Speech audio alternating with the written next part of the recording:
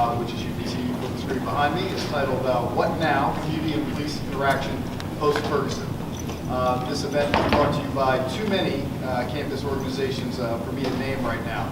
Lots of people were interested in us having a collective conversation about how we should move forward as a community in the wake of the situation in Ferguson, in the wake of the Eric Garner situation, and in the wake of other incidents that have brought to national attention the seeming misunderstanding between local communities and law enforcement communities.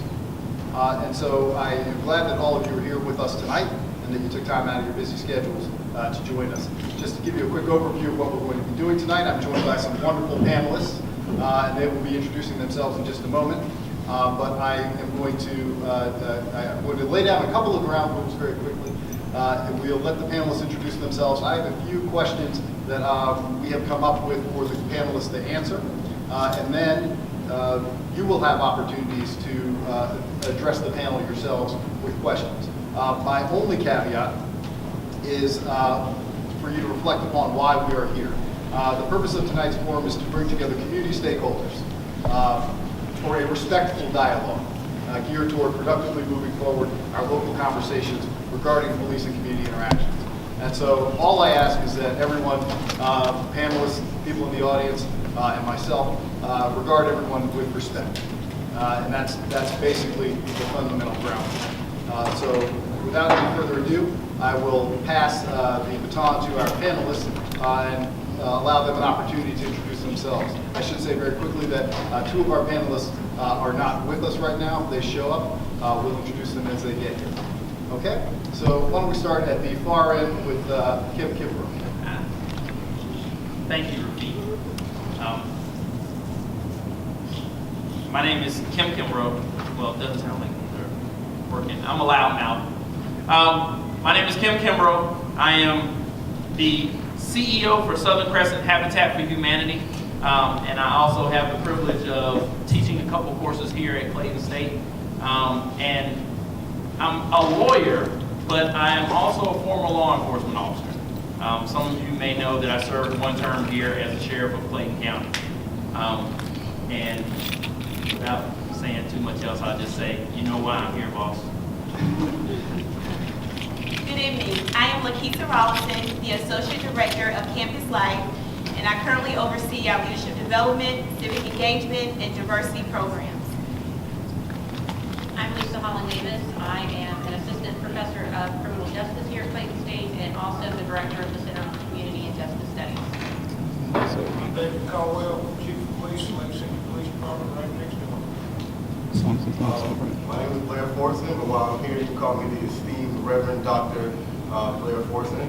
I'm a recent Clayton State alumni. I was Vice President of Clayton State University and student advisor for it. Well, I'd like to welcome our panelists once again. And I should also say that afterward, as soon as we're finished here, there is a reception where hopefully our panelists will be able to join us. That is a catered reception, so there'll be food and drinks and stuff like that, all PG drinks. Okay, I'd like to begin with some reflections that lead into the questions, the first question for tonight. I moved to Los Angeles in 1992, right after the riots in Los Angeles. And one of the things that was on everybody's mind at that time, not just in LA, but in the nation, was what led up to the LA riots or LA rebellion. And that was the Rodney King incident where officers were acquitted for what everybody thought was a violation of both the criminal code but also his civil rights. And in response to the LA riots and the conversations that were going on after that, a sociologist by the name of Bob Laumer wrote the following. He said, while many whites saw the precipitating events as expressions of racist conduct, they were much less likely than blacks to see them as part of some larger pattern of racism. Whites and blacks see racial issues through different lenses and use different scales to weigh and assess justice. I want to advance the proposition that there are two languages of race in America. Because of these differences in language and worldview, blacks and whites often talk past one another, just as men and women sometimes do. Certainly my wife would affirm that last part of the statement there, about talking past one another. But what Lauder was suggesting at that time was that while everybody was talking about what happened with the Rodney King incident and the acquittal of the officers, that there didn't seem to be a common dialogue. Instead, while everybody saw the same incident, the perceptions of the incident as it related to race relations, the perceptions were different.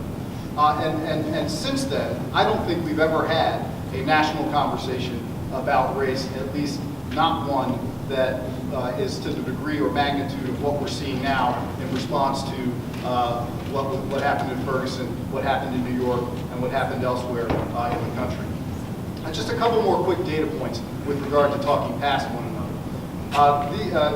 In December of last year, the Washington Post and ABC News did a poll, and they asked, it was a national sample, and they pared it down by racial groupings, racial and ethnic groupings. And the question was, do blacks and other minorities receive equal treatment as whites in the criminal justice system? If you look at the data behind me, the blue codes there represent white respondents who are relatively split on the question of equal treatment.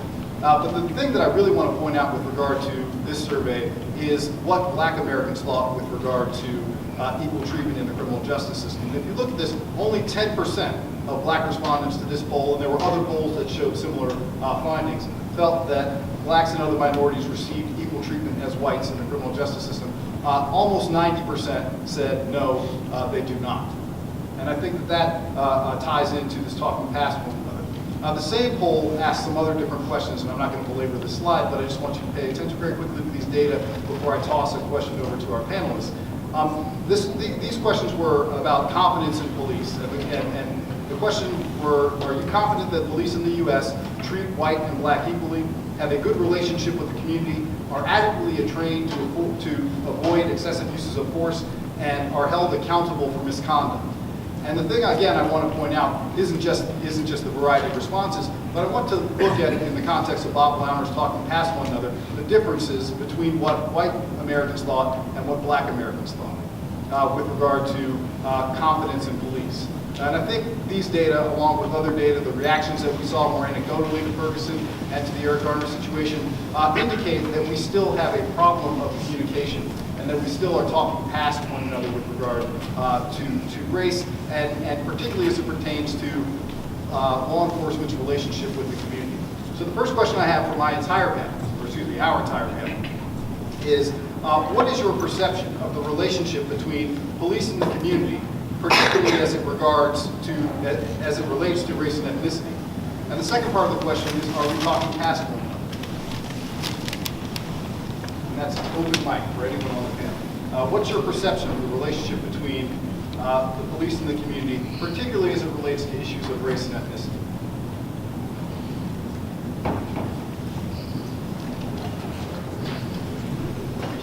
I think for African Americans, I think there's just like this culture of mistrust, and it stems back from the civil rights movement, also stemming from incidents such as the Rodney King situation where he was beaten.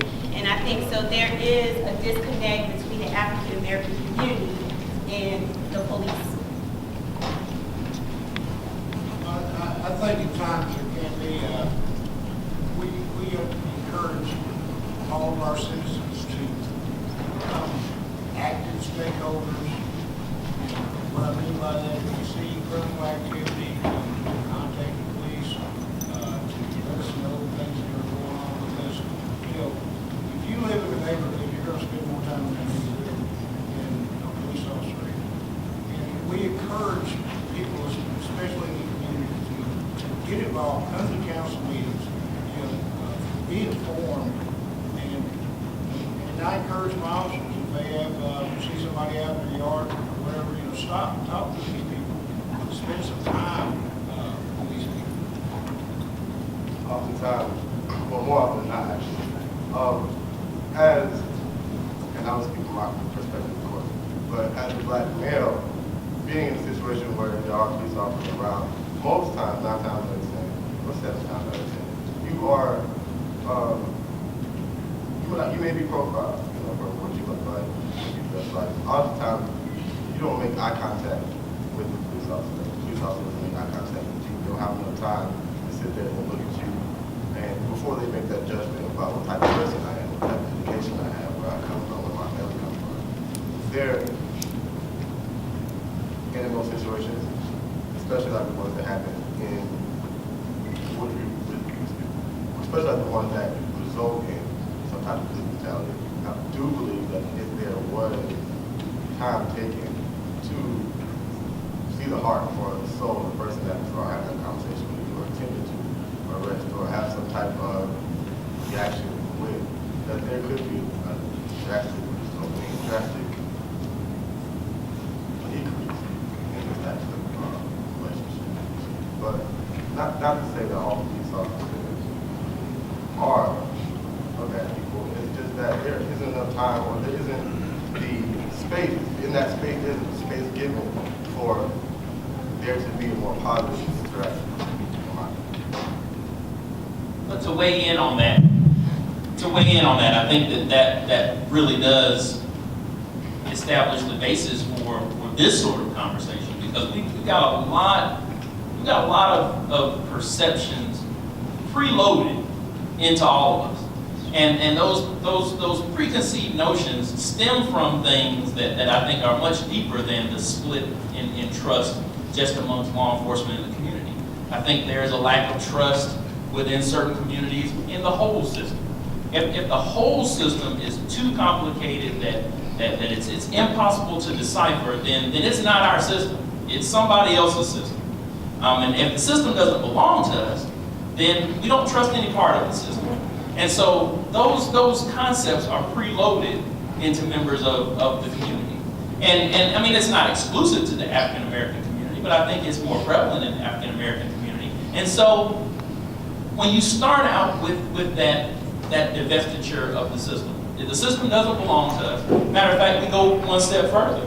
Not only is the system so complicated that we're no longer interested in it and we don't have faith in it, we no longer participate in it. So voting rates are low, and we can't get people to come to the city council meetings. We can't get people to read the agendas online or watch. We can't get people interested in the community or in the government themselves. And so when we've got that gross a divide, as the young man said, we don't have time to get to know one another in the situation. That time is not there. Police officers have to make split-second decisions, and oftentimes they're walking into a situation that's in progress. I mean, there's history. Depending on the nature of the call, I mean, if it was a low-priority response, there may be 45 minutes or an hour's worth of activity that has led up to what's going on when that officer arrives. And that officer is going to have to make a decision without, it goes both ways. Not only does he not know the participants, but they don't know him or her either. And another facet of this is that not only do we have these preconceived notions about the system, law enforcement is one of the only professions that I know where the bad acts of one member of the profession are imputed to everybody in the profession. We see something on the news about bad doctors tonight. We still go to the doctor's office. That's not my doctor. We see something about banks and fraud, but I'm still going to Wells Fargo. It's not a problem for me. But yet we have one instance of misconduct by a police officer. Well, they're all crooked. They all like to beat up on folks. And I mean, we're quick to load all that, and that just becomes another part of the narrative. So we've got these preconceived notions. There's no mode for communication to resolve them all. And so all we've got these ticking time bombs that are just waiting to happen every day, hundreds of times. We are putting two people with bad conceptions about one another into crisis situations. And it's actually more fortunate than not that we don't have more situations like Eric Garner, like Michael Brown, and so on and so forth. If I could ask a quick follow-up to the panel, and I agree with what you're saying, Kim. But some communities have more conflict with law enforcement, irrespective of race, but race is certainly a factor, than other communities do. meaning it's not just about what makes it to the television set. It's not just about kind of what gets national attention, but it's the day-to-day interactions where you might have, for example, a whole neighborhood that seems to have an adversarial relationship, or at least a contested relationship with members of law enforcement community, understanding that the reason the police are there is because they're being called into this neighborhood or this community to provide a service. So for you or anybody else on the panel, what do you say to communities, to people who live in communities like that, where the web of mistrust is kind of sown more deeply? There's a lot that the police can do, actually. I feel that most times when the police come into the neighborhood, is reactive instead of proactive. So coming up, a lot of young black male and black female are taught that mistrust of the police that we spoke of earlier. But I had this conversation with a police officer about a week or two ago. There should be more police officers in these areas from the get-go, from when these kids are 5, 6, 7, 8 years old, to show them that police officers aren't that bad. There should be police officers mentoring them. My mentor experiences shouldn't only come from educators or from sports programs. I should be able to walk to a police station and walk in and have a conversation with the police officer the same way I can talk to my coach. That's the way it should be.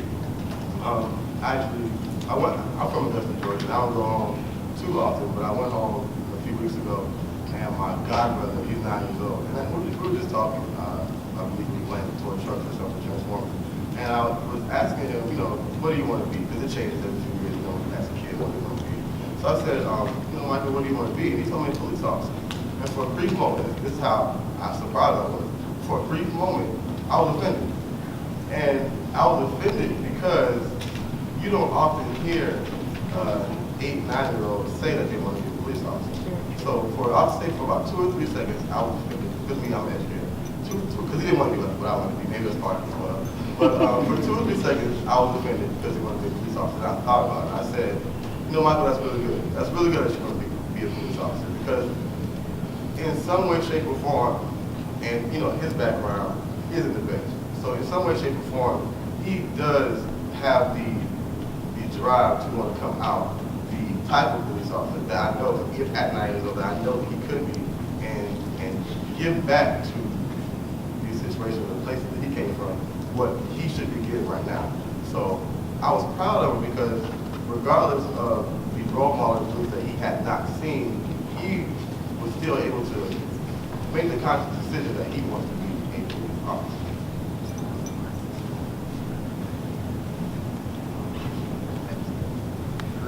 Mike is dead. How about that? All right. So my big mouth didn't carry us. Thank you. One of the things that has come up in response to the protests and what seems to be an overwhelmingly negative sentiment toward members of the law enforcement community has been a lot of officers have felt that they've been piled upon, right? That they have been unduly, as Sheriff Kimbrough just said, right? That they've been unduly collectively indicted for the acts of a few officers. And in response, some of them have editorialized, and one of the ones that I read actually involved a lengthy quote from a film. But the quote is, the last part of the quote said, "The thin blue line protecting the prey from the predators, the good from the bad, we are the police." And that's a mantra that I've heard before, but I know that it's not wholly representative of members of the law enforcement community today. And so my question, and I'd like to start with Chief Caldwell, my question is, how does this thin blue line ethos, articulated by some, but certainly not by most, work in the context of contemporary policing and community interactions? Is it something that you find to be damaging to police-community relationships, or? I think a situation like that, you're really talking about probably more of a citizen bravado. Hey, I put on a gun badge every day, I'm doing a tough job, I can lose my life today. I think that's really kind of the mindset that comes from. But to get back into this young man's previous comment, not defending certain agencies, but what we call high call volume agencies, agencies that are very busy. They're normally understaffed, so they are reactive because they are going from call to call to call. Some of your smaller departments where the crime is a little bit lower, you do have the opportunities to be more proactive, be in the neighborhoods, more animal officers, participate in some programs at our elementary school. But no, I think that the table in line is just more of a assistant bravado type. Most police officers really get into this business with the idea of trying to help somebody make a difference. Some of them lose sight of that or get stuck in a rut. And I agree with what the sheriff said. I mean, there are bad people in every profession. There are bad teachers, there are bad doctors, bad nurses, and there are bad police officers. But I will say, bad police officers make my job hard. And I don't hire them, I don't retain them.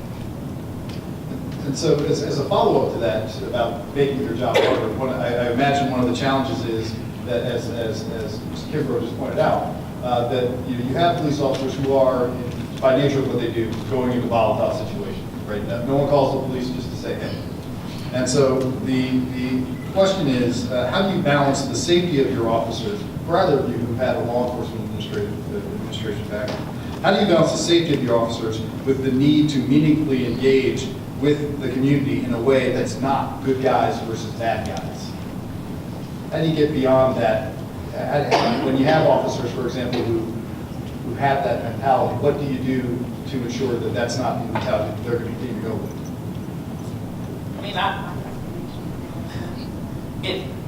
It goes back a little bit to what Chief Caldwell just said about that's probably the biggest challenge for every law enforcement leader is how to bridge that gap, especially when you're dealing with meager resources. Once again, if you're in an agency, there are not many agencies, there's not many counties or cities that just throw money at law enforcement so you've got quote unquote too many cops. You may think so because you see too many of them somewhere, but trust me, the workload is usually such that in modern day policing, we are almost forced to be reactive because it's call to call to call, job to job to job. There's always something going on. And so it's tough when you don't have adequate resources, you don't have the ability to make opportunities, you have to try something else. I would submit to you probably there's two most effective things that I've seen in the past, but both of them very demanding for those who choose to implement it. Number one, you've got to put a lot of work from a leadership perspective, from the top down, creating a positive organizational culture, where you really, really try to imbue with your officers that you are servants of this community, you are reflective of this community, you are protectors of this community, and you owe a duty to the community. And that's tough. I think all of us think that's in the movies, protect and serve, whatever else.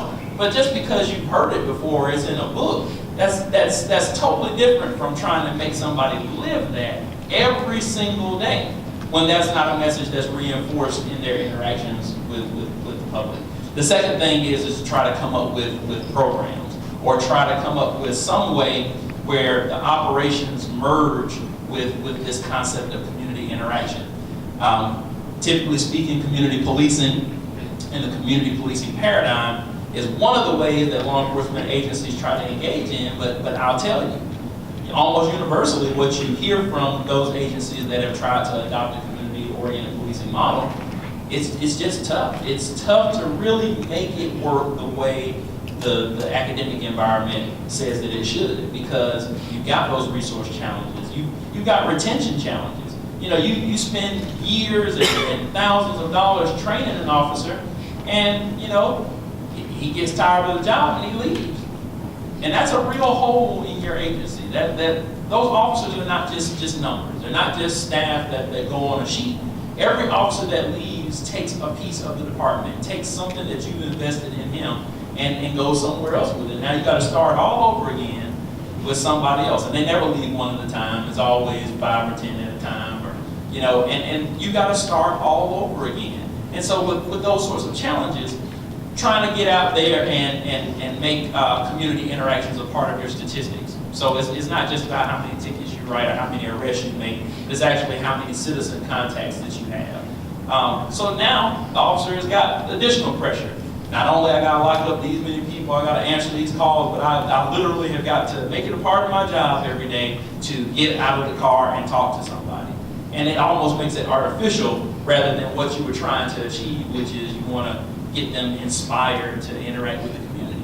It's just really, really challenging. If you've got the opportunities, great. I say that any law enforcement leader that has ample resources should absolutely be operating according to a community-oriented model. But, you know, how many agencies really is that?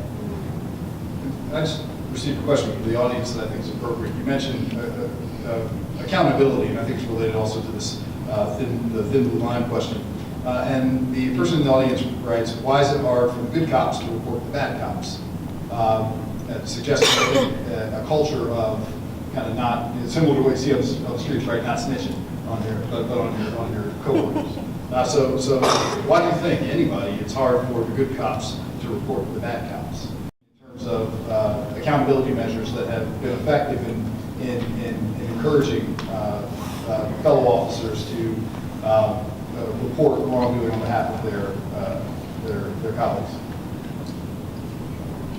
Well, it's competing leadership challenges. I mean, on the one hand, you want to build a cohesive force, right? You want to build a force where everybody trusts one another, everybody relies upon one another, everybody has got each other's back. And at the same time, you want to tell them all that if you think that one of your fellow officers has done something wrong, it's your responsibility to turn them in. Those messages are conveyed. That's in every policy manual, that is in every training. Every officer does have that duty on paper. But something that I've just got to say outright, again, is something we overlook. They're human beings. I mean, that's it. Police officers are human beings. And police officers get scared when they're out there at work. They feel better when they got people with them. I mean, there's a whole difference between standing out in the backyard holding 3 burglars at gunpoint by yourself and having other officers be with you. And you want your fellow officers to back you up. And so part of that is you have these interpersonal contacts where I know I can trust you and you know you can trust me. And I think everybody has that, but police officers rely on that for their survival. It's not simply their job security or making their money. It is, I literally am going to have to rely on somebody to potentially save my life. I mean, we've got another kind of underlying issue that relates to that. And people talk about it all the time. It's one of the citations to how crooked police officers are. But the notion of courtesy. Early in my law enforcement career, we had what we call professional courtesy. And professional courtesy meant that not only did you look out for the officers in your agency, but any officer was your brother. And so when visiting officers or officers who worked in another agency but lived in your jurisdiction, when they got in trouble or committed minor infractions, we would extend to them courtesies that we wouldn't extend to anyone other than law enforcement. And then when that practice started to be exposed, the organizational culture shifted, and so now, you know, when you're quote-unquote off-duty, which is, I think, is one of the biggest mistaken notions that there is, a police officer is never off-duty. I mean, your oath of office carries with you 24/7. But when you're off-duty, now you're a regular citizen. And so we've got police officers locking up police officers right and left. And that hurt the profession. It may have been the right thing to do, but from a morale standpoint, it created divisions within the larger brotherhood. So you got the same thing going on inside agencies every day. And again, they're human beings, and it's tough to put right and wrong in a framework where someone has got to rely on somebody else for their safety, for their life. You can tell them all day long that this is what your responsibility is, but when your back is against the wall, people compromise. Well, I think what you're talking about in the area of accountability is really what I talk about is character and integrity. And character and integrity is generally something you're not going to train, you're not going to teach people. people generally either have it or they don't. I like to define integrity is what you would do when nobody else is watching. You know, are you going to do the right thing only when you're being watched, or are you going to do the right thing all the time? And you know, there's no room in this profession for lying. I will fire an officer in a heartbeat for lying. You cannot defend a liar. You know, when that officer has to go into a courtroom and raise their hand and testify, swear the whole truth and nothing but the truth, you cannot retain somebody you will discipline for lying. And I won't do it, and I have fired them for lying. But it goes back to a character issue. You know, personally, like I said earlier, bad police officers make our job hard. But I also think to dovetail into the sheriff there that a lot of this has to be set at the top. The leadership at the top as to what they will tolerate and what they will not tolerate. And you have to have it from the top, and it has to be reinforced all the way down. Bottom line. But officers do have to have character and integrity. If they don't have any character, they don't have any integrity, they have zero. They should not be in this profession whatsoever. Certainly, going back to the original or the earlier discussion about LAPD, one of the criticisms of Darrell Gates at that time was that he had fostered a culture in LAPD of kind of us against them, let's go crack some heads, and that's what his officers were acting out on the streets, and there wasn't any kind of streamlined disciplinary mechanism for officers who lied or did things like that. Well, that's what I was talking about earlier. You have some officers that have been in this job 5, 6, 7 years. I've been in this profession for over 30 years, and some of the officers get complacent, and I don't know if complacent is the right word, because in this profession in 30 years, I have seen the very best of human beings, and I have seen the very worst of human beings.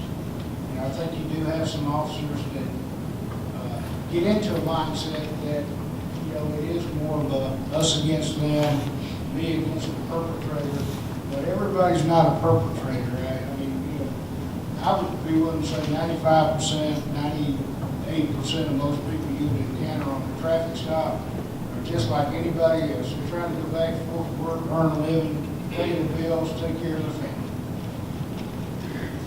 If I could offer one quick qualification on when we say do the right thing, okay? Because here's the thing. When we talk about accountability in the law enforcement community, just like I talked about how the system has gotten so complicated for citizens, that there are citizens who have given up on the system, I think it's easy to talk about cops who do the right and wrong thing. I mean, you know, yeah, clearly, officers who lie, officers who falsify reports, officers who steal evidence, who steal money, sell dope, blah, blah, blah. I mean, those are the clear-cut cases. Oftentimes, police accountability turns on things that are more complicated than that. I mean, I think the easy cases for any manager is when you've got an officer who lied. That's cut and dry. You bring me that situation where you clearly see that an officer has falsified evidence, boom, that's an easy case. Oftentimes, we spend a lot more time with the community talking about holding officers accountable for things that may or may not be right or wrong, clear cut that way. They may or may not be violations of policy. They may just be customer satisfaction issues. And again, now we're sitting on two sides of the same coin. You think it's wrong. I think it's right. How do we figure that out? There was actually an interesting question just came up from the audience, and I'll ask this yes or no, or one way or the other rather, for anybody on the panel that wants to respond, but it's related to what you were talking about. And the question is, what's more important, doing the right thing and holding yourselves just as accountable as the citizens you protect, or not creating divisions within the brotherhood? I can guess the answer, but. My answer to that is doing the right thing. I've got to get up in every morning, get myself in the mirror, brush my teeth, shave, come to work. I'm not going to jail for anybody. I'm not going to lie for anybody. I would know one person that comes to my house and has to do bad like this. And it's just not worth it. It's, you know, My parents instilled in me at an early age, you know, hey, you got up, you did the right thing, you went to work, you didn't steal, you didn't lie to people, you respect our elders. And, of course, I had to be reminded of that a couple of times. But, it's like I said, it goes back to character and integrity. And it's, doing something like that would bother me more. Well, I'm worried about this or worried about that. I got to live with myself. I've got to live with myself. Nobody's really more responsible for me than me. And to be clear for the record, when placed in an absolute like that, then clearly doing the right thing is most important. The problem is that life is not about absolutes, and it's real easy to fling that out there when you're individually responsible. You're individually responsible. If you had to rely on everybody sitting in this room for your survival and for your safety, then it gets more complicated as to whether or not it's important to have some honor and some faith amongst you all. And then that becomes, we've got to agree jointly on what is right. Because your absolute right may not jive with everybody else's concept of right. I'd like to change the direction just a little bit. We've been talking about division, but one thing that seems to be clear is that there seems to be some consensus in terms of potential reforms, things that can, policy measures and technological advancements that could help kind of ease the divide and create a greater culture of accountability. So the President Obama convened a task force on 21st century policing, and the task force recently recommended several things, including demilitarization of police, body cameras, data collected uniformly on police stops, data on individuals killed or injured by officers in the line of duty, the establishment of independent prosecutors for situations where a civilian is killed, and so on. And what recent polls have shown is that in terms of these reforms, there seem to be, black, white, or otherwise, a great deal of consensus among some of these reforms. So, for example, upwards of 80%, 85% black, white, or Hispanic support requiring officers to wear video recorders. Similarly, black, white, Hispanic, by and large, support outside prosecutors or review boards when police kill an unarmed civilian. I was hoping that we would have Representative Clayton here, but he couldn't make it. So I will throw this to the entire panel. Number one, what is being discussed currently with regard to what police could do based on these types of reforms to help kind of ensure that there's accurate data collection, whether it be video data or statistical data that covers kind of police-citizen encounters. And secondly, in all practicality, will these things work in your view? And I think that opens it up for both law enforcement response, but also a community response. And for example, the question of if a police officer has a camera on him or her, is that going to change how you engage with that particular officer? So I'll throw that question. What's being discussed locally or at the state level that you know of in response to these recent incidents, and will these things work in your view? Well, and I can only speak on behalf of conversations that I have. A simple grassroots conversation when you get 5, 6, 7, 8 people together in a room and we talk about solutions.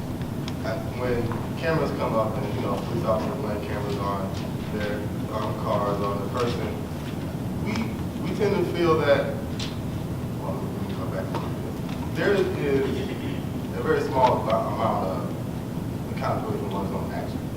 So when you have proof or places where you can get proof by cameras, then there's a lot of evidence that will be brought forward that can't be tampered with or cannot be written off.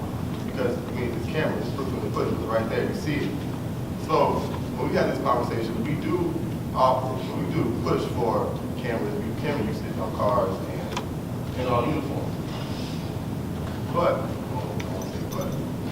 because like I said, the grassroots conversations that we have, they start simple, they start small, because it takes 1 and 2 to get together and have that conversation. It takes 2 times 4 and keep doing the math and have people come together so that when we have these grassroots conversations, pushing forward these small form changes that then go up to the state level for them to have the conversations we oftentimes we do not think about what we do from the grassroots, from the small, because that's very important to us. Because this event here is pretty much grassroots. We have people coming in to speak on behalf of law enforcement, but majority of people in the room with students, with educators, with faculty, and with staff. So we all here to listen. We all here to speak on an issue that is prevalent. It has been prevalent for several years now. And if not for us in this room, if not for the actions that we consciously take to move forward, then things like this will continue to happen. So, let's think.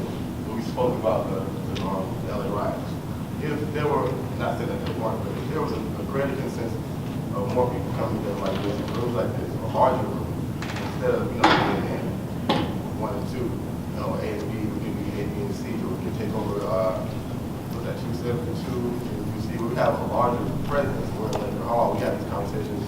Now, we have these conversations in every single building in the school at once, and we all come to a common consensus, and then we take it to the state level. That's how important the grassroots is. That's how important the dialogue, the conversation that we have. That's how important it's something that shouldn't just stop here. It's something that shouldn't just have happened it's something that should be happening everywhere. And I like to, there's something I like to think. I think about it often. It is really corny, but I'm a really corny person. So, I'll just share with you. And I said it on the way over here, I was driving, but the time is always moving now. Yesterday's time is now. Tomorrow's time is now. So why not just carry these conversations home? It's pretty simple to have a conversation. Sometimes you might be sitting with somebody and have nothing to talk about, but you can always talk about yourself.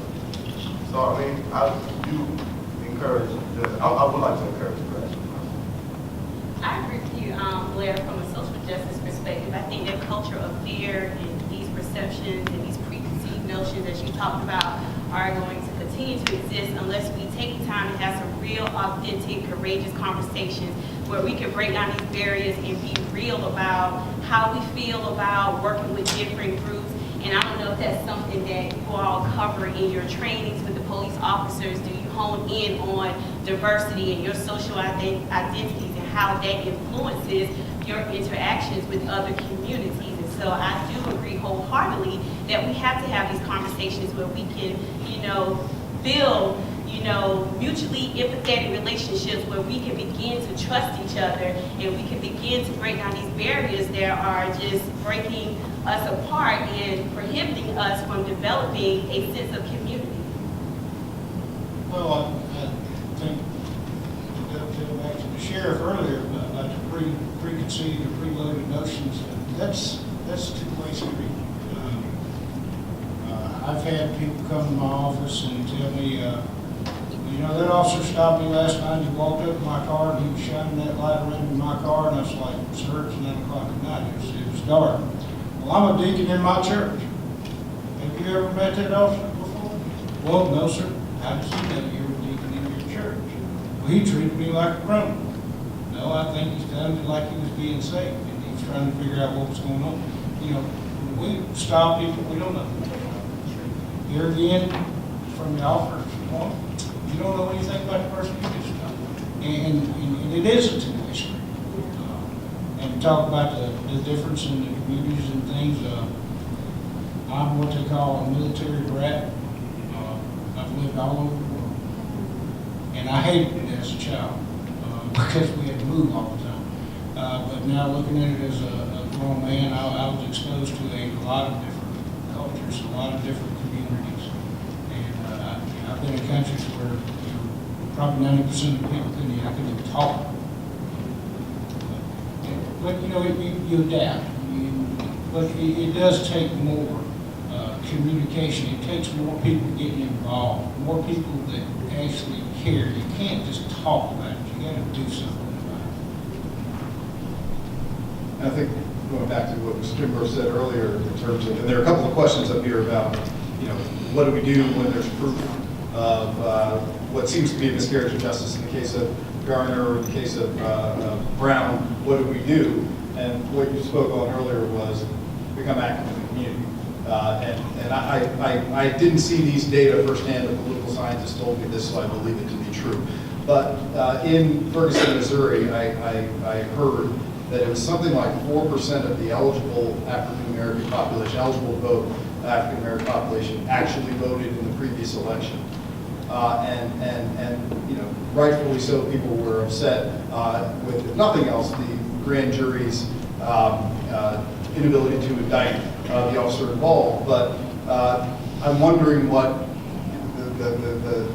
what the future for political activism is in a place like Ferguson. I know when I teach classes here, apathy is something that I fight against every time. The students just don't feel like voting matters, don't feel like being politically engaged matters. But I think one of the things that seems apparent is that people in the law enforcement community, people in the political community are receptive to voters. We have Clayton State Day at the Capitol next week, where we're trying to marshal Clayton State University students to go up to the state capitol and become involved in the political process down here in Clayton County or wherever you're from.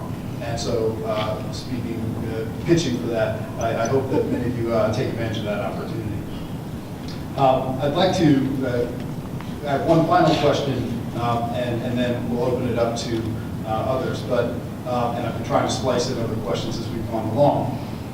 One of the things that I found interesting with regard to the polling data was that grand jury decisions like that we saw in Ferguson, like that we saw in New York, seemed to have a negative effect on people's confidence in the legal system. In the NBC News Marist poll shortly after the failure of the grand jury to indict the officer involved in Eric Garner's killing showed that 43% of people had decreased confidence in the legal system in direct response to that. Again, for me, that's unsettling, but it's also positive in that it seems like more people are willing to come to the table to be involved in kind of a collective conversation about where we are. Several of the questions I received up here are about the community. The question I have for the panel is, what can the community do to co-produce safety and improve relationships between the community and the law enforcement community? What's the community's role in all of this? Is it to sit back and criticize, become more actively involved? What can we as members of the community do? And that's open to anybody with an opinion, not just representatives from law enforcement. Well, initially after the new verdict, a friend of mine and I, we rode down to Clarkland University. And at Clarkland, they were hosting a kind of plan of action. So the moment we walked in, it was probably about a room, probably about this full as well, but it was like a auditorium style. And everybody was, of course, was young. So as soon as I walked in, and let me preface this by saying, I was so amazed, because I had never seen such action by people who are my age. So we walked in the room, and of course I'm from Clayton State. I don't go to Clarkland often, so I didn't know many people down there, but we were welcome, instantly welcome. Because anybody who walked in there who had input, or at least you may not even have had input, but you were there to be prepared to plan for what would we do next. We were automatically welcome. So we sat down, and within the first 5 minutes, it was like boom, boom, boom, boom, boom. So we came up with a demand. We came up with a demand. They came up with committees, split up into committees, about 6 or 7 committees, and they were planning instantly. And then right before we started playing, mine put this on Clarkland University. So what would be like a dean of student affairs, he came down and he spoke. And to me, this was very powerful, because he said that, in your plans, or in everything that you do, as a student, I almost say Clayton State student, as a Clarkland student, don't forget to involve, I guess what we would call it campus life, but just don't forget to involve campus life. And when he began to explain why, he said that anything you do, truthfully, anything that you do as a Clarkland student, as a Clayton State student, it does reflect on Clayton State or Clarkland. But when you get campus life involved, there are certain parameters that I might not be able to get past that someone like me, Keeser, might be able to.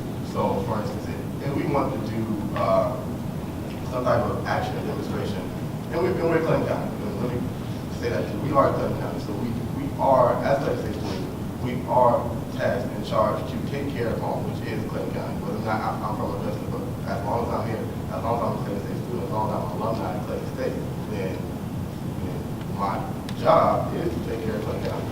So, as a Clayton State student, ideal campus life might be able to get law enforcement to allow us to go out there and demonstrate or make some type of people demonstration or just something like we have to be able to involve and involve campus life. Some people know we have we have business we have social studies.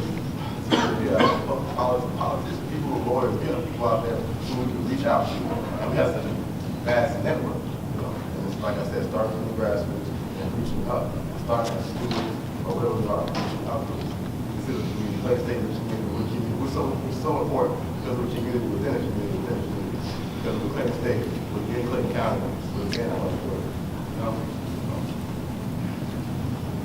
Anybody else on what can the community do to improve the relationships between the community and law enforcement?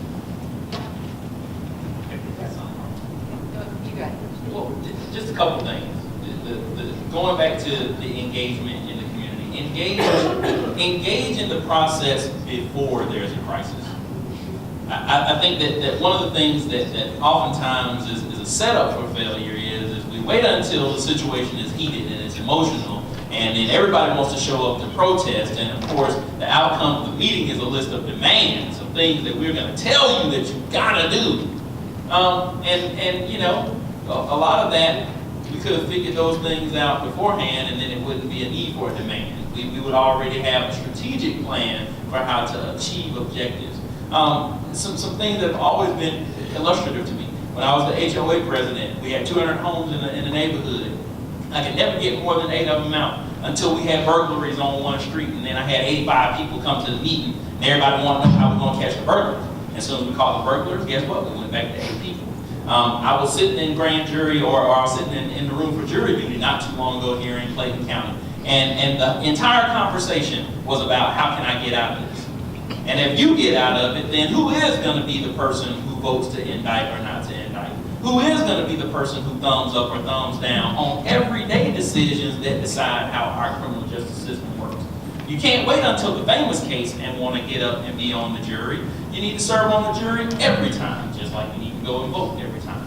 But the other piece about that is that it's even more important that we engage, because let's not forget something that is fact. I think we are spoiled because we're here in Atlanta. And when you're in Atlanta, as an African American, you see a lot more African American faces. And so our voices are magnified here in the Atlanta area, particularly here in Clayton County, where we're 85% of the population. But that's not a national trend. We are still 11% of the national population. That means in every room with 10 people is one of us. And that's minority dynamics. That's beyond the borders of the United States. The only way that a minority population's voice is heard is that they have to speak up often, and assertively, and researched, and they have to have facts, and they can't just come in with, there's a crisis and we have demands. That sort of adversarial relationship lends itself towards the majority drowning out the minority. If we participate and we stop trying to find what divides us and what makes us the one, and try to find more ways for us to be part of the 10, and we do that on a consistent basis, regularly, and participate in our system, and don't wait for the crisis, we have a whole lot more political capital upon which to trade and actually solve problems. I could ask there are several questions up here that are related, so I'm going to try to do as best I can to distill them into one question. There seems to be two themes.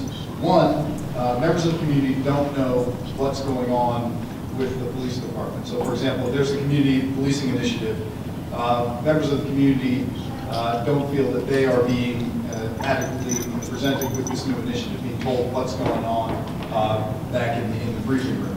And two, there seems to be an issue of a feeling of community members not feeling like they're being respected when they do have interactions with police officers, whether it be a community policing initiative or just them on patrol.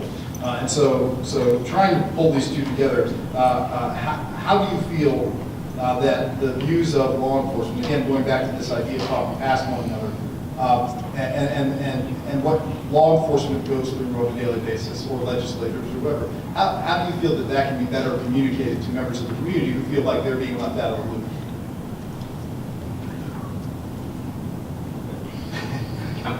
I think it's an uphill battle because there's already this gross wedge of mistrust. I mean, and it's hard. And you know, let me say for the record, I mean, you know, clearly I wasn't successful in the things that I tried to do, because that's why I'm sitting up here as a CEO for Southern Crescent Habitat for Humanity and not as the sheriff of Clayton County. And I don't intend to try it again. But I can speak now from the perspective as a citizen and say this, that yeah, I don't think that law enforcement is doing an adequate job of coming up with the programs that we conceptualize. I understand why. I understand the challenges that they're facing. But I also understand and believe that there isn't. I don't see the evidence of the leadership that leans in that way, other than some very small isolated instances. I think that there's a lot more that could be done. But the question is what are we as the citizens, what are we prepared to do to try and promote that? I mean, it's a two-way street. Again, we can have a list of demands about what we want law enforcement to do, but what are we willing to do to promote the same thing? Are we willing to have, and you know, what was always interesting to me in my neighborhood outreach efforts, I can go in your neighborhood and host a block party, and none of y'all will come, because it's my block party, it's not yours.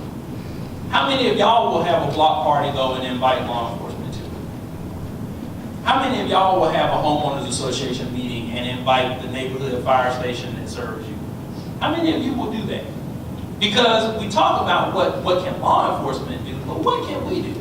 And those are relatively simple things. The young man talked about he didn't feel like he could walk up to a police officer and just have a conversation with him.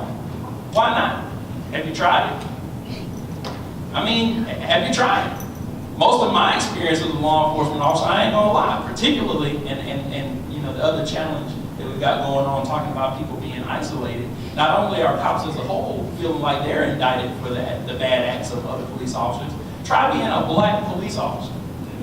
Black police officers are doubly ostracized. When do you come up and talk to a black police officer and not have something crass to say about, you ain't eating donuts tonight, or, you know, how does it feel to be an Uncle Tom? How does it feel to have to serve man? I mean, and when you start a conversation with that, then where do you think the conversation is going to go? Again, we're still human beings. I mean, the normal conventions of human interaction still apply. If you talk to me crazy, then we're going to have a crazy conversation.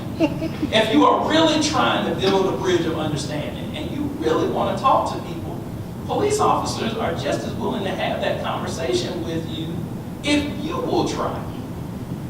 If you will try. And so I would submit, going back again, I mean, there's a whole lot of things that the police can do and that we can demand of the government, but where is our piece in that? Where do we go to try to reach out? Because at the end of the day, again, this is a question I posed to some of my students the other day. We can criticize and complain, we can start this process or whatever, but there is something that is kind of really the bottom line of this all. And it's something that at one point in time, sanitation workers had to show people. You know, you may not appreciate the police on a day-to-day basis, but envision a world where there are none. Envision a community where if somebody come to your house right now, slap you in the face and take all your money, you don't have nothing to do but take it. You can't even get a report later on. You can't try to get somebody arrested and get it investigated. You can't do anything. You just got to suck it up. And there are countries on this earth that exist like that. We're here in America, and it might not be perfect, and we might not like everything about our law enforcement system, but we have one. We have one. And generally speaking, it does separate the good folks from the bad. It generally does. It's not perfect. But I feel like if you understand how necessary the system is, and you approach it from that perspective, we do have to have somebody out there that's guarding the walls. So let's try to figure out how do how do we extend ourselves to that community, and how do we make those strides? And then we get back to the issues of if you engage in the system more, and you learn about the system, you research the system, then you actually have a say-so in whether or not there's adequate leadership, there's adequate resources, and what sort of direction the system takes. If I might, what a couple of the questions suggested, and this is a rhetorical question, I'm not asking for an answer, but several of the questions here have asked about how do we move forward, but in doing that, a couple of them have looked back and talked about communities where there has been a long-standing mistrust of law enforcement, not because there's just no communication, but because historically the communication was so bad. And that's particularly acute down here in the South, where, like it or not, the legacy of kind of antagonistic relationships from the police toward the community, particularly minority communities, has been so significant. And so I think that, it's interesting to say that the community has a role, but I think part of what some of these people are asking, it's important to say the community has a role, I should say, but part of what some of these questions are suggesting is that it might be as important for law enforcement to actively offer an olive branch because of that tradition. So I certainly know, growing up for me, my mother did not instill a culture of appreciation for law enforcement in me because of what she went through growing up in segregation, right? And how the kind of racial codes were enforced by law enforcement, right? So that's rhetorical. What I'd like to do right now, because we are running short on time, because I want everybody to have an opportunity to go to the reception. I have more questions than I can entertain up here, but I do want to offer maybe 10 minutes or so to people from the audience. We have mics there for a reason, to approach the mic. Well, we have mic there for a reason, to come to the microphone, maybe take a few questions that I haven't been able to accurately convey to the panel. No one feels so emboldened. I can role play it over there.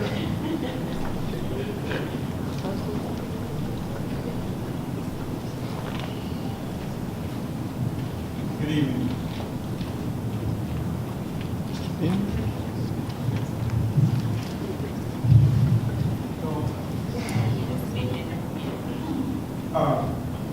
I apologize because I just got here. I had class. I just walked out of class.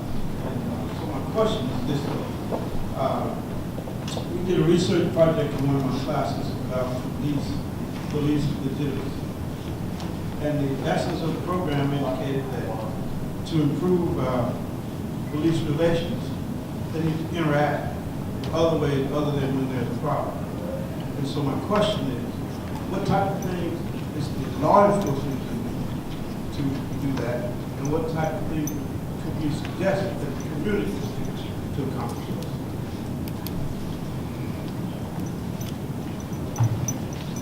Well, I think we need to have more events like this. You generally get something productive with a rational conversation, not an emotional conversation. The emotional conversations go nowhere. They do nothing to solve any of the problem. All they generally do is make either side mad at each other. I do try to get my officers involved in the community. And it can be frustrating. I can tell you that one of my officers relayed to me right before Christmas that he was on patrol. He saw 3 young boys in the front yard throwing around the football. And he got out of the car and spoke to them. And he asked the young man, he said, "Hey, throw me a pass."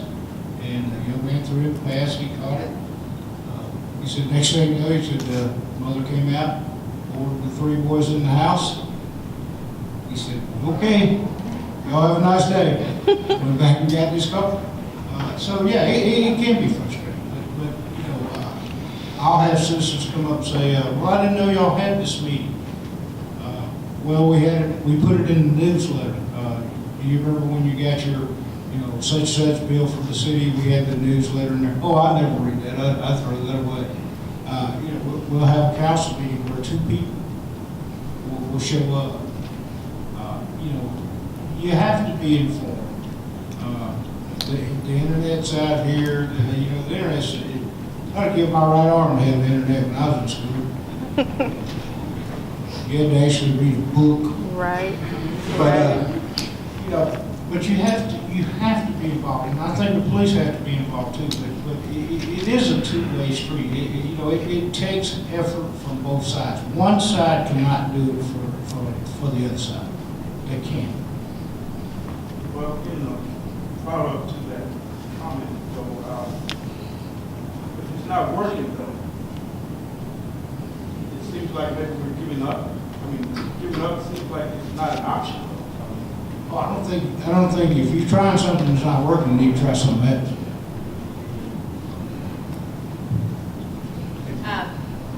So certainly from the academic side, we know from research, as your project told you, that community-oriented policing is an effective strategy for changing community perceptions of police, right? Breaking down some of those barriers. So absolutely, when you call the police in a formal capacity, that's not a happy thing. Like you said earlier, you're not calling to say, hey. But when you meet at a block party or in some other kind of informal environment, and you can chat, you can throw around a football, or you can, you know, hey, I got 2 kids, you know, about your age, and it breaks down those kind of barriers where you see that they're human, and you can relate on a different level, not on the professional level, but on the personal level. And those are the kind of opportunities that have to be actively created.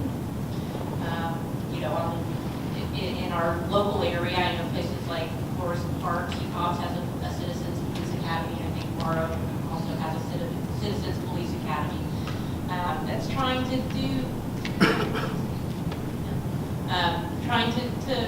get the citizens, you know, involved and show them a little bit about, you know, here's what we do, here's why we do it, and get to know people a little bit more.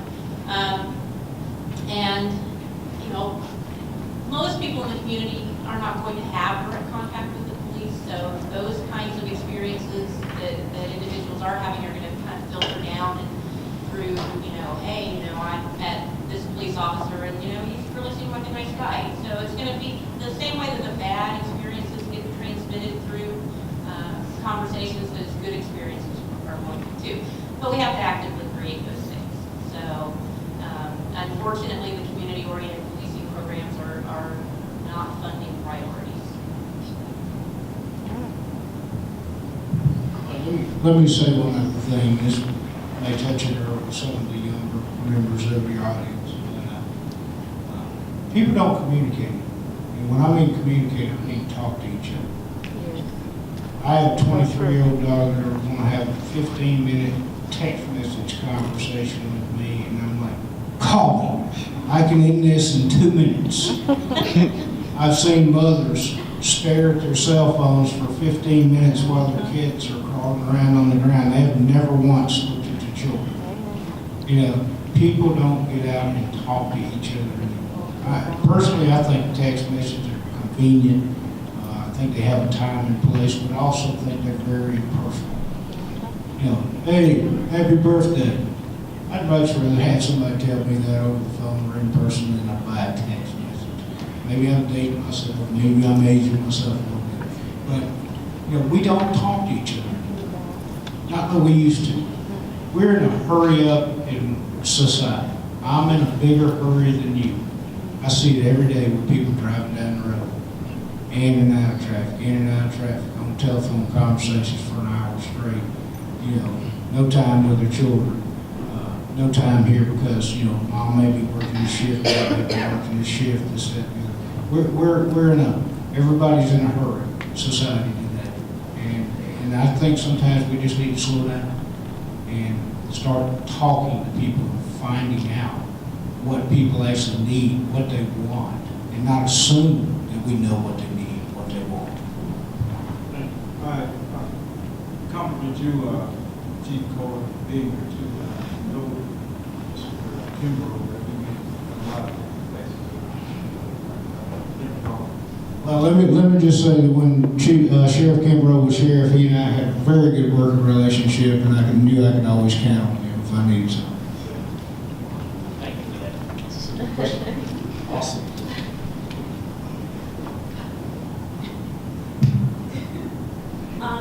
Well, I first want to thank you all for coming out to dialogue with everyone here at Clayton State. So thank y'all for that.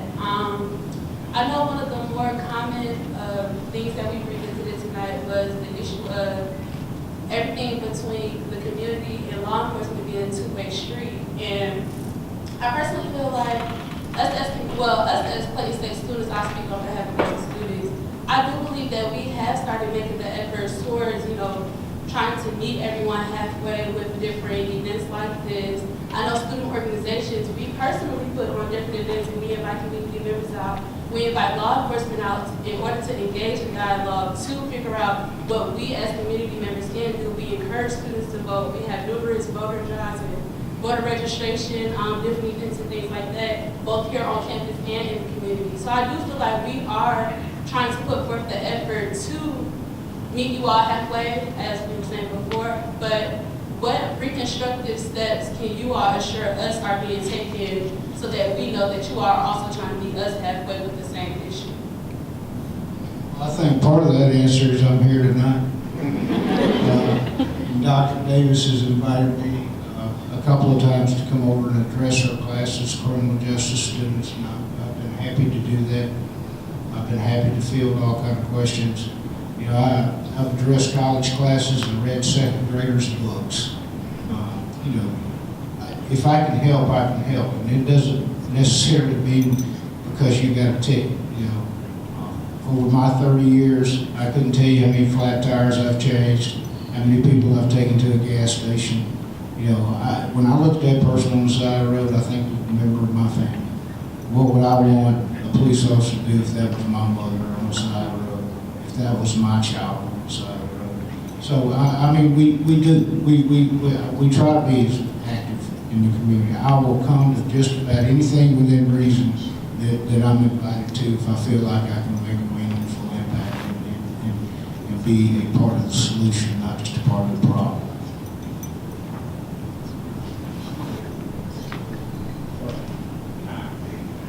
One more question. I want to tell you thank you, right? Just listening to your comments, I really appreciate the way that you speak about integrity, and through the course of sitting here, listening to you, I have appreciated the display of integrity. Thank you, Sheriff Kimbrough, as well. I would hate to live in a state, right, where someone could come to my house and smack me, right? And I'd not be able to pick the temper. I would really hate that. I just know that it's so necessary, right, that we be able to break that line that we talked about earlier. And I don't have a solution, but I just needed to say, thank you, and it's necessary, right? And there was a comment that you made that bothered me a little bit too. I'm sorry. I do that. Yeah. But you talked about early on in your career, and you talked about maybe if this officer ran the red light, you didn't use those particular terms, but turning your head, and I think that's really important that the literal law, no matter who it is, across the board, police officer or non-police officer, be upheld. That began, you said it actually, because that began to create a culture that grew bigger. And now we have these divides, us against them, and like, I'm a taxpayer, right? There's no us against them. My money funds buys your house and your car, and I need you. I need you. But it's just so important that we continue to have meetings like this. My friends and my colleagues, I continue to tell them, right, like, have you helped the police today or something, man? Let's get together. But I also have to ask you, right, or you, Chief, to continue to ask your officers, right, have you helped the citizens today? I think that it's really important, man, that if we don't do something, we're gonna wind up in a roll state, and I don't think nobody wants that. Thank you again. Well, and I appreciate you coming, I really do. I've made this comment more than one occasion, and I really wish people would try to put that in the back of their mind. You know, I do know that racial issues do occur. And I know that we have conversations with that. I've had conversations in my office where, you know I got pulled over because I'm a young black male. And I said, well, on this ticket it says you were doing 65 miles an hour in a 40-mile-an-hour zone. So, you know, we do have that. But I will tell you, I come to work every day, and the thing that's in my mind is I'm in the right and wrong business, not the black and white business. And I just want to say that I appreciate your comments too in terms of encouraging other people to say thank you to your police officers. Because they never get thanked. And please understand that. They don't get thanked. And you don't hear about the instances when police officers do the little things to say thank you to a citizen or to hug a citizen or to whatever. You don't hear about those things. They do happen every day. And it is part of that just funny phenomenon that has brought us here tonight. You know, the bad acts tend to be cast as the whole characterization of the entire relationship, and it's just not that way. Indeed, that is symptomatic of the problem. I mean, that's why we started out with this frame of you can talk to certain people and they have one perception, you can talk to certain other people and they have another perception, and the two can't mix because they're looking from different frames. We could find another community or hold this event in another area, and we might have people come in the room and say, you know, we love the police. We think that they're on our side, they're taking care of us. And that's not to say that either one is right or wrong, but I want us to always remember that just because you don't hear about the other side of the coin doesn't mean that it isn't true. And I appreciate your efforts to do your part to encourage the people within your sphere of influence to try to not enter the conversation in an adversarial state. Enter it from a state of respect and enter it from a state of appreciation. And if you come to people with the olive branch extended, generally speaking, that's a good response. Thank you. Finally, I just like to say that from both sides, right, we both need to continue. It's the only way that's going to happen. We're going to kill each other. Thank you. Thank you, and I think that's an ideal way to close the program so that we can go a couple of doors down, eat, and continue the conversation. So I would like to thank, first of all of you for coming out here today, taking time out of your schedules. I think these conversations are immensely important. I'd like to thank everybody else who helped bring this together, and I'd also like to thank our panelists who took the time to come out here. Chief Caldwell, Blair Fortson, Dr. Holland Davis, Sheriff Kimbrough, and Keith Rawlinson.